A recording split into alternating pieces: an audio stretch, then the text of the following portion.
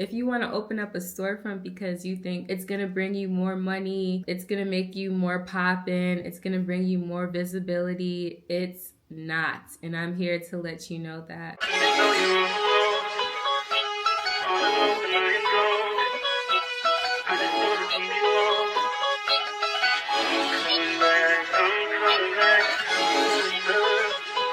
Look at her.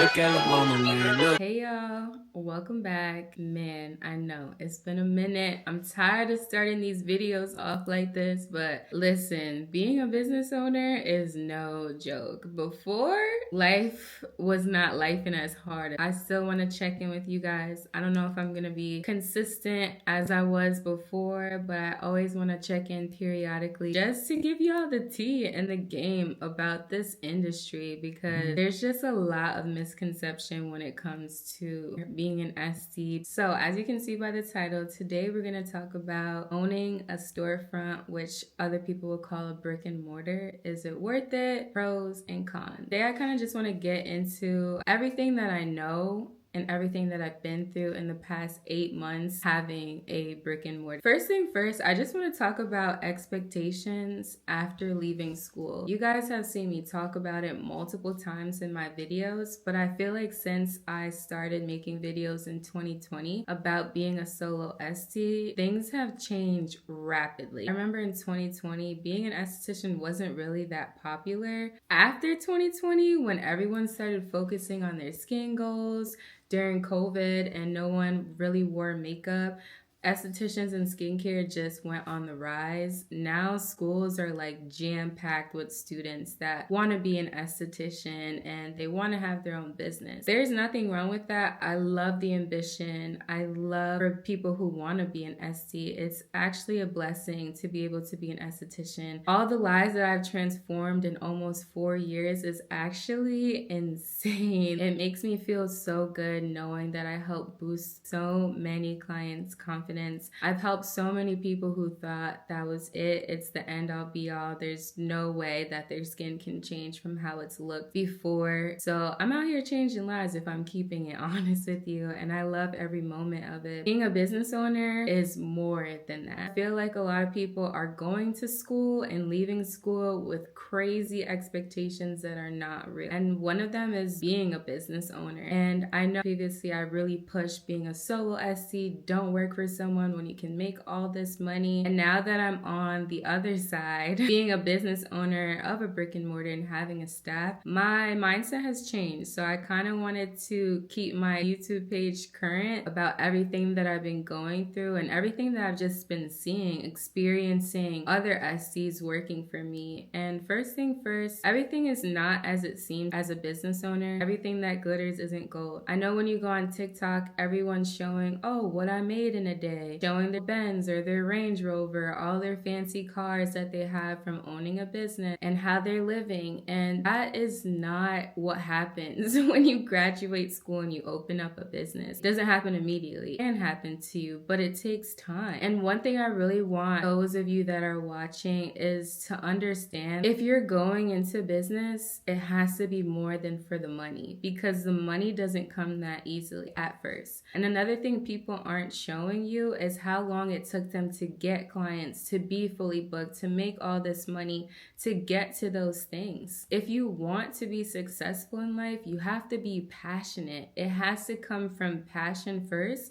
And if it's not passion, you have to be well educated before going into the industry that you want to go to. Let's be very honest. You can't be the best esthetician with just the knowledge that you get at school. Granted, I started out solo and I learned along the way, but one thing about me, I'm very ambitious and I'm very driven. And I'm excited about being an esthetician and skincare and all the tools and the products that they have out there. I'm always reading books. I've spent thousands and thousands of dollars on mentorships and classes since I've graduated school. I know so many people that graduate school and they don't even want to make a $500 investment on someone that's doing the same thing as them. You're not gonna get to these spectacular materialistic things in life if you don't put in the work. So I hate to start so harsh. We gotta be be realistic here. Honestly, if your goals are just a Benz or a fancy car, a fancy apartment, what's the point? Because when you get that, then what? You have to be passionate and excited about changing people's lives, like changing people's skin. I just wanted to get that out the way, that those expectations that you're seeing or you want are not real. Like I said, you can get to that point, but it doesn't happen immediately. Filling your books as a brand new esthetician takes time. Maybe if you're lucky and you post a TikTok or a reel, it might go viral and you get a bunch of people coming. But once you get a client, they're gonna test your knowledge. They're gonna see how much you know. And if you don't know much, which a lot of us don't when we leave school, you're not really gonna be popping off like that, if I'm being honest. So please don't go to school and graduate and expect to be making $1 million right when you open your business, because you will be greatly disappointed. I'm almost 4 years in and I'm still building up my books. I've changed my business so many ways along the ways, and that happens a lot with growth too. So that's why I highly recommend a mentor and investing in yourself, because you don't know everything. And when you're an entrepreneur, you're all by yourself. Sometimes we think we have the greatest ideas, or sometimes we think we're doing things the right way. But then when you connect with the expert, you realize your ideas weren't that great after all. So things come a lot with trial and error. And also, I don't want to put out the wrong message, because I'm all for manifesting. I'm all for having the finer things in life. I do want them and I am gonna get there, but I'm 4 years in and we're still working to it. And I've been in the industry doing makeup and being in the beauty industry for almost a decade, 8 years now, almost 9. And that's me starting this business in aesthetics with having all that experience behind me. So many people are going to school without any previous history. So you're gonna have to work even harder. A lot of things that I'm seeing too from other SDs that are graduating, you guys aren't even putting yourself out there. You're graduating school with no Instagram page or any type of social media, or no confidence about putting yourself out there, but you wanna be a successful entrepreneur. It's not gonna happen unless you put yourself out there. Another thing I left out right here is a lot of people make the comparison of, oh, I want to start my own business because I could be making tons of money compared to working for someone else. And honestly, that's not the case when you're fresh out of school. And you can learn so much working under somebody else before opening up your business. And one thing that you need to do after you graduate is take advanced courses and do things to help give yourself more experience compared to your other classmates. I realized being a business owner now, I give so much free game and free mentorship and free education that I've paid thousands of dollars for. And when you come to work for me, I'm paying you and also giving you all that free knowledge. So when you graduate, instead of looking at it like, wow, I'm only getting paid this much from this business, think about, what am I going to bring this business? What value do I bring this business owner? Why should I be selected? Instead of just thinking for yourself and what you can gain. It should always be a 50-50. Now that we got out of the way the reality of the expectations when graduating school, let's talk about owning a storefront and the difference between working for someone and working for yourself. First thing first, when you graduate from aesthetic school, you're obviously not building out a storefront immediately, or I really hope you're not. Maybe you're starting working as a solo esthetician and you're making a little bit of money and you feel like it's time to expand. You have to write out some questions and see if this is really fit for you. I know everyone's goal is to have a salon and to have a brick and mortar, have a storefront. It seems so exciting. It seems so beautiful. It seems so cute. But honestly, it's not. Sometimes I think about it all the time about how things were so much better being solo. I'm not saying I would ever want to go back to that place, because I believe in moving forward and never backwards, and I believe God blesses you with more because you're ready for more, even if you don't feel like you can handle it just yet. So I want you to ask yourself a couple questions. Why do you want a storefront? Are you ready to take on all the responsibilities of having a storefront? If you have a storefront, you're probably paying triple or quadruple the amount of rent of a salon suite. Storefronts are thousands and thousands of dollars to rent out a month. Are you ready to pay for that? And do you have enough cash flow or revenue coming into your business to pay the rent and everything else that comes with it? The third question I want you to ask yourself is, are you prepared to make this revenue without anybody on your team? A lot of the times people get misconstrued, and even myself, thinking that if you open a storefront and you have multiple employees that you're gonna be making tons and tons of money. Baby, that is a lie from the pits of hell. I have learned that the hard way as I've gone into this. Your money does not come from your staff members. It comes from yourself. So you have to be prepared to be able to make all your monthly expenses, personal and business, by yourself. You cannot depend on your employees or your team members. Also, are you ready for a critique, and are you ready to fall out of your old self? What is it called when a snake like leaves its outer body? I forgot what it's called, but y'all know what I'm talking about. Like leaving that old skin and becoming a new person. That's where I've been. You guys have been wondering where I've been. I have been reinventing who I am, and that wasn't by choice. And you can't be prepared for who you're about to become when you become a business owner. Things are so much different when you have to be in charge of other people and you're leaving other people in charge of your baby, which is your business. So a lot comes with it. I think I listed 5 things, but let's go into detail about each one. Having employees and team members is a lot of work. As I mentioned before, sometimes I think life was better by myself, because one thing about running a business is no one's ever going to care about it as much as you. Whatever your team members do reflects on you. Who you hired, who's doing the services, it all falls back on you. And one thing I've learned so far about having employees is people put on their game face and their best self for their interview, and then when you hire them, it's not what it seems. Also, I forgot to mention, are you ready for people to try to come and steal your business?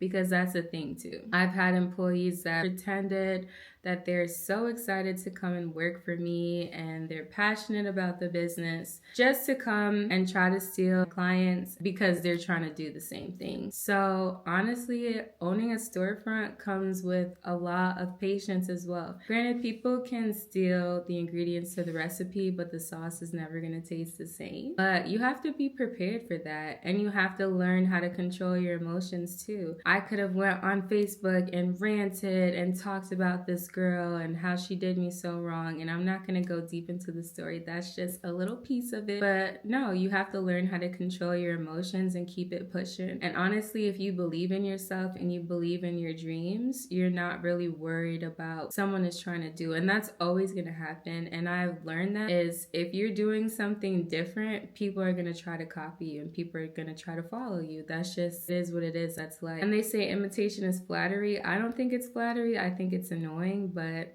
it's gonna happen when you're doing something great. So those are some things to think about when you own a storefront. Also, another thing to think about is, are you ready to lock into a long-term lease? A lot of these commercial storefronts, you have to lock in for at least a minimum of 5 years. It's a lot to think about. It's a commitment. Signing that piece of paper was a commitment. You have to agree that I'm ready to pay thousands of dollars for this storefront, whether it's gonna work or not, especially if you're going from solo and you're paying quadruple less than what the storefront is. So I really wanted to bring these points to your attention, because when you're small and you're a solo business owner, sometimes it's easy to jump the gun when you think that you're being successful, think that it's time to grow. Sometimes on Instagram or TikTok, social media, you're just seeing people open up storefronts left and right, but no one's really being honest with you. The amount of expenses compared to being on your own is insane.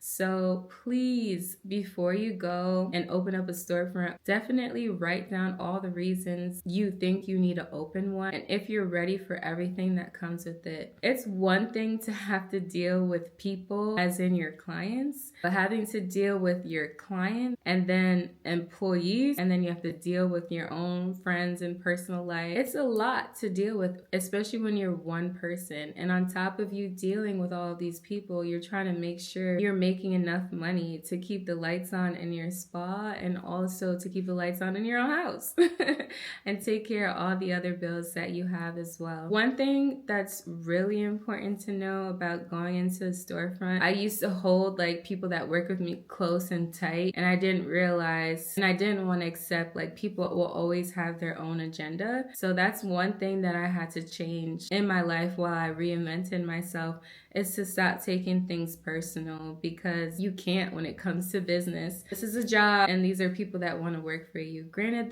there might be people that really want to see your business be successful, and I hope to find those people too, but the majority of them are just there for their own agenda. So just be careful and protect yourself, especially if you're like a really caring person, connecting with people and things like that. I've learned that I have to take a step back and just be a boss and not really be someone that's so attached to their employees or too close with them. And you always have to make that boundary. Like I've said in previous videos, are they your friend or are they your employee? They can't be both. Ever. There's always going to be some type of disconnect there. This video, I don't want it to be negative. I know I'm talking about all the real things about owning a storefront, but I really want to be transparent. That's the goal of this video. No way am I complaining. In no way do I regret owning a storefront. In no way do I want to go back to being solo and all by myself. I love the benefits of having a team, but finding the right team is the hardest part of it. But I just want to be transparent,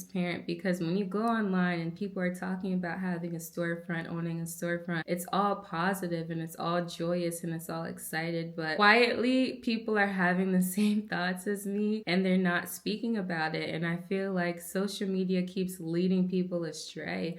Even when it comes to people just owning a solo suite compared to a storefront, people are being left in the dark of the realities of it. So I really want to come on here and be honest. I started this channel because when I went to aesthetic school, there was no one on here that was making videos about being an esthetician that looked like me, or just in general. The area was very small. So I want to continue to be my transparent self. There's enough fake news on social media. There's a lot of people just capping, if we want to be honest, just lying on the internet. I always want to make sure that I'm transparent with you guys on my journey. I don't want to say too much about my business because there are people involved now that's more than me, which is my employees. So I never want to put them on blast. If you guys want more in-depth information about being a brick and mortar or a storefront owner, you can sign up for mentorship with me. I'm doing one-on-one mentorship, so you can ask me anything. I'll give you the honest truth about everything and everything that I've experienced, but I just don't want to say too much on my channel because I live in a small town and I'm not trying to blast anyone. I want to keep it vague as possible, but helpful